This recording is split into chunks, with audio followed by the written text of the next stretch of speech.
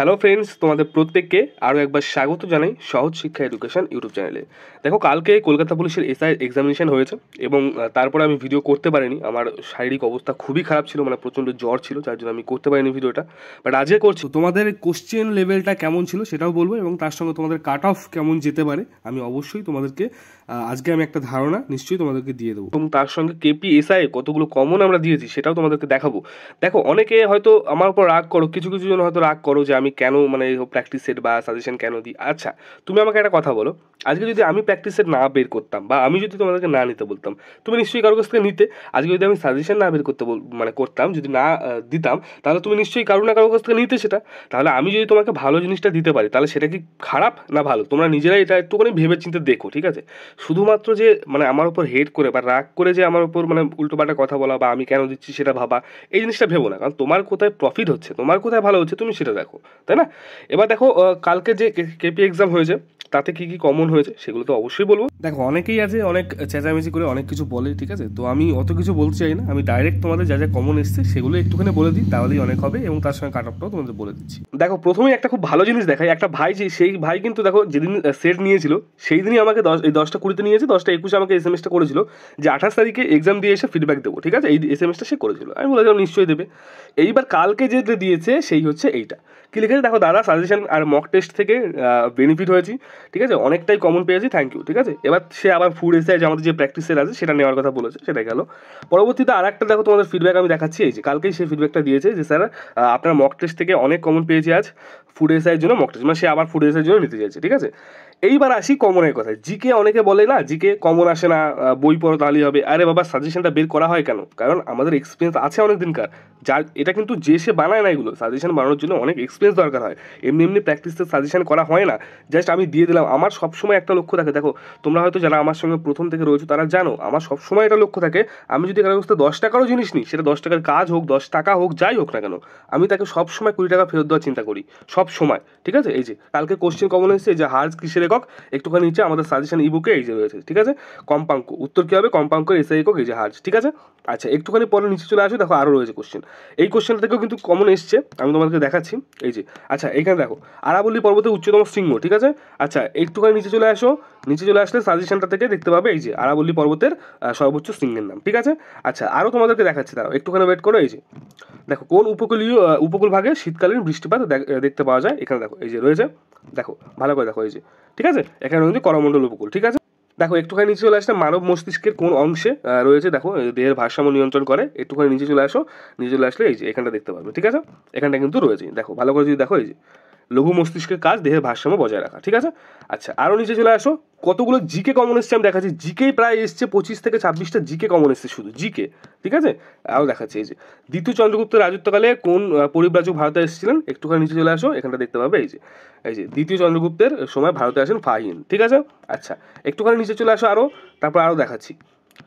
আচ্ছা, এই কোশ্চেনটা দেখে নাও তোমরা, যে পিঁপড়ের হুলের মধ্যে নিচে কোন অ্যাসিড উপস্থিত, একটুখানি নিচে চলে আসো, দেখো এই যে পিঁপড়ের হুলের কোন মানে ইয়ে থাকে আর কি, অ্যাসিড থাকে, এটা হচ্ছে এই যে ফর্মিক অ্যাসিড।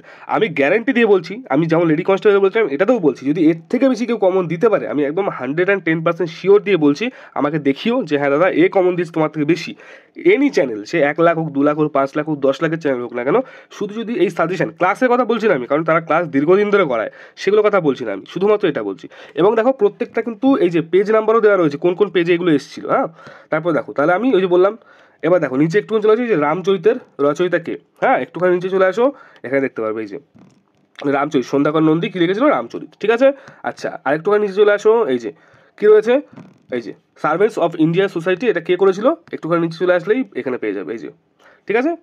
কি লেখা আছে দেখো, উত্তর কি, গোপালকৃষ্ণ গোখলে, তিনি সার্ভেন্ট অফ ইন্ডিয়া সোসাইটি প্রতিষ্ঠা করেছে। মনে রাখবে, আমি যেটা দেবো সেটা 100% আমি শিওর, যেখান থেকে কিছু ভালো আসবে ওই জন্যই দেবো। মহাবীরের উপদেশের সংকলন কী নামে খ্যাত, একটুখানি নিচে চলে আসো, এখানে দেখো, এখানে রয়েছে এই যে, ঠিক আছে? নীতিকে বলা হয় পঞ্চবট, রয়েছে। আচ্ছা, একটুখানি পরে চলে আসো, কোনটা দেখলাম যেন, এটাই দেখলাম তো নাকি, হ্যাঁ এই 5 নীতিকে পঞ্চবট বলে, ঠিক আছে? আচ্ছা, একটুখানি নিচে চলে আসবে, এই যে দ্বিতীয় গোলটেবিল বৈঠক, হ্যাঁ ভারতীয় জাতীয় কংগ্রেসের হয়, কে প্রতিনিধিত্ব করেছিল, একটুখানি নিচে চলে আসো, এইখানে যে দ্বিতীয় গোলটেবিল বৈঠক হয়েছিল কত, 1931 সালে মহাত্মা গান্ধী করেছিল এবং উপস্থিত ছিলেন, ঠিক আছে? হয়েছে। একটুখানি নিচে চলে আসো, আরও জিকে আছে, চিন্তা করছো কেন এখনো? এই যে কত সালে হলদিঘাটের যুদ্ধ হয়েছিল, একটু নিচে চলে আসবে, এখানে এই যে হলদিঘাটের যুদ্ধ, কবে হয়েছিল? 1576। ঠিক আছে। আচ্ছা আরও আমরা দেখবো চলো, শুধু দেখবে যে কেমন এসেছিল। এবার যারা নেওনি তারা রাগ করো না যেন আবার, হ্যাঁ। আচ্ছা এখানে রয়েছে দেখো এই যে এই সেক্স ক্রোমোজোম কত রয়েছে, একটুখানি নিচে চলে আসলেই পেয়ে যাবে এখানে, হ্যাঁ। এই যে 46টি হয়েছে সেক্স ক্রোমোজোম রয়েছে। পরবর্তী দেখবো আরও এই যে সত্য সাধক সমাজ, হ্যাঁ, একটুখানি নিচে চলে আসবে, এখানে রয়েছে এই যে সত্য সাধক সমাজ কী করেছে? জ্যোতিবা ফুলে। ক্লিয়ার? তাহলে আরও কিন্তু জিকে রয়েছে, শুধু এখানে শেষ না। এই যে আরও জিকে, আমি আর পড়ছি না, সময় নষ্ট হবে। এই যে এত জিকে কমন এসছে, এই যে ইউনেস্কো এটাও এসছে। মানে জিকেগুলো বলতেই আমার ভালো লাগছে, যে এগুলো বলতে পারো মানে একদম স্বর্ণ মুদ্রা, কারণ জিকে কমন আসা মানে স্বর্ণ মুদ্রা, সত্যি কথা বলতে আমি। ঠিক আছে, এখানে দেখো আরও নিচে চলে আসলে তোমরা আরও দেখতে পাবে যে কানাহা ন্যাশনাল পার্ক, এটা কিন্তু খুব আনকমন কোশ্চেন ছিল, কিন্তু আমাদের তো কাজই আনকমন কোশ্চেনগুলোকে দিয়ে দেওয়া, যেগুলো আসতে পারে পরীক্ষায়, তাই না? তাহলে এখানে রয়েছে। ঠিক আছে। আচ্ছা পরবর্তী একটু দেখবো আমরা, এই যে কানাহাটা কোনটা বলো তো? এই যে কানাহা জাতীয় উদ্যান। ঠিক আছে, একটুখানি নিচে চলে আসবো। এই যে হাতের সাহায্যে কোনো বস্তু তোলা, এই যে মানে কনস্টেবল লিভার, হ্যাঁ, হাত, তৃতীয় শ্রেণীর লিভার। এই যে তৃতীয় শ্রেণীর লিভার কী আছে? মানুষের হাত। ক্লিয়ার? আচ্ছা আরও আছে, ঠিক আছে। এই যে ইলবার্ট বিল কোন বিষয় ছিল এটা? একটুখানি নিচে চলে আসবে, এখানে রয়েছে কোথায়? এই যে ইলবার্ট বিল বিতর্ক হয়েছিল 1803-তে, এটা যা লর্ড রিপন চালু করেছিল এই আইনের মাধ্যমে, মানে ইলবার্ট বিল সম্বন্ধিত লেখা রয়েছে এখানে। ঠিক আছে, মানে কোশ্চেন এসছে ওখান থেকে। এবার দেখো এই যে নেফ্রিডিয়াম কোন প্রাণীর রেচনাঙ্গ, এখানে একটু নিচে চলে আসবে। এই যে কেঁচো, জোকের, এই যে কী লেখা আছে? নেফ্রিডিয়া। ঠিক আছে, একটুখানি নিচে চলে আসবে, আরও কোশ্চেন রয়েছে। এই যে কী লেখা আছে? এটা সর্দার সরোবর বহুমুখী পরিকল্পনা, হ্যাঁ।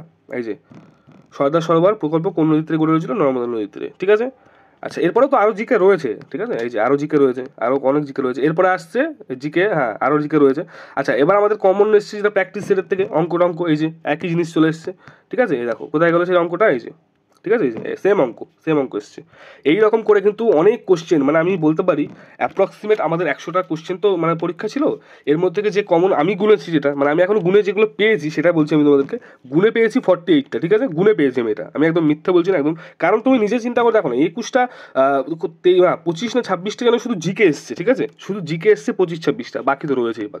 ঠিক আছে, তো এইভাবে বলি, একটাই কথা বলি তো সবসময় বলছি আমি, যে এই প্রমাণগুলো আমি টেলিগ্রামে দিয়ে দিচ্ছি, হ্যাঁ, ওখানে যদি দেখে নিও যাদের দরকার আছে, নিচে লিঙ্ক রয়েছে।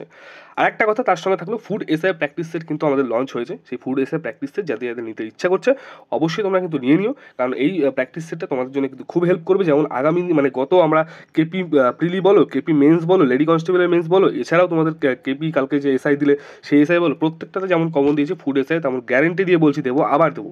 ঠিক আছে, প্রত্যেকবার। এবং একটা কথা বলি, যারা আমার উপর রাগ করছো করো, যাদের হেল্প হচ্ছে তারা আমাকে ভালোবাসা দিচ্ছে, এটুকুই আমার জন্য অনেক। ঠিক আছে, দেখা হচ্ছে পরবর্তী ভিডিওতে। ভিডিওটা অনেকটা লম্বা হয়ে গেলো, কিছু মনে করো না, কারণ এই প্রমাণগুলো দেখানো দরকার ছিল। কালকে আমাকে একজন কমেন্টস করেছে যে কতগুলো কমন এসছে কালকে এসআই দেখি, তারপরে তোমার ফুড এসআই দেবো, মানে আমাকে জাজ করার চেষ্টা হচ্ছে।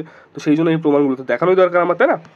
এবার দেখো কাট অফ নিয়ে যেটুকু আমি তোমাদেরকে বলতে চাইছি, কালকে যে কোশ্চেন এসছে অনেকে অনেক রকম কথা বলবে, অনেক কিছু বলবে, যে কোশ্চেন অনেক টাফ এসছে, কোশ্চেন অনেক কিছু ইজি এসছে, মডারেট এসছে, অনেক কিছু বলবে। বাট অ্যাকচুয়ালি আমি বলছি যে অ্যাজ এ আমি স্টুডেন্টের হিসেবে, বা বলতে পারো যে আমি স্টুডেন্টের সঙ্গে কথা বলে যতটা জানতে পেরেছি সেইটাই তোমাদেরকে আমি আজকে বলবো। এবং দেখো তার সঙ্গে একটা কথা আমি বলি, যে আমাদের যে যারা নিয়েছিল আমাদের সাজেশন বলো, প্র্যাকটিসের বলো, সেটার কথা আলাদা। বাট এগুলো যারা নেয়নি, বা এইগুলোর মধ্যে যারা টাচে নেই, এগুলো পড়েনি, তাদের জন্য তো কোশ্চেনগুলো যথেষ্ট টাফ এসছে। তো ব্যাপারটা বুঝতে হবে যে টাইমটাও যে খুব বেশি ছিল, কারণ কোশ্চেনগুলো ভালো লেন্দি ছিল, যেগুলো ম্যাথ জিআই কথা বলি ভালো লেন্দি ছিল, এবং জিকেগুলোও যে খুব কমন জিকে সেটা না কিন্তু। ঠিক আছে, তো ওভারঅল বলতে পারো যে কোশ্চেন লেভেলটা কিন্তু মোটামুটি ভালো কোশ্চেন এসছে, ইজি কোশ্চেন হয়নি। ঠিক আছে, বলতে পারো যে মডারেট থেকে হার্ড কোশ্চেনই এসছে।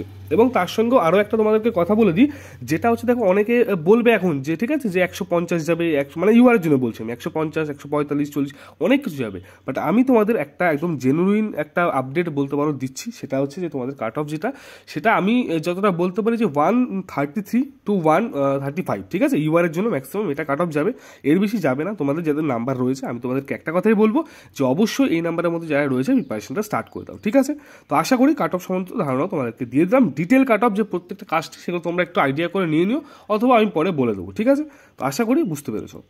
ব্যাস, ভিডিওটা আজকে এই অবধি ছিল। অবশ্যই ভিডিওটা ভালো লাগলে লাইক করে দিও, একটু শেয়ার করে সবাইকে জানিও যে অ্যাকচুয়াল আমরা কমন দিতে পারি।